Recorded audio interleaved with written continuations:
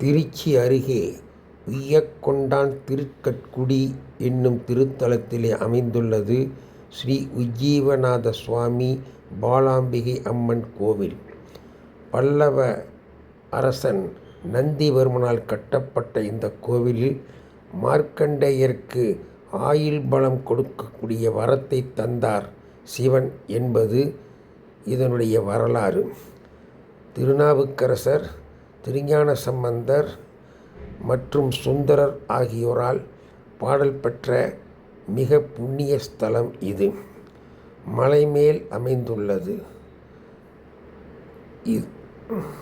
மார்க்கண்டேயனை காக்க சிவன் வெளிவந்த பாதம் பதிந்துள்ளது.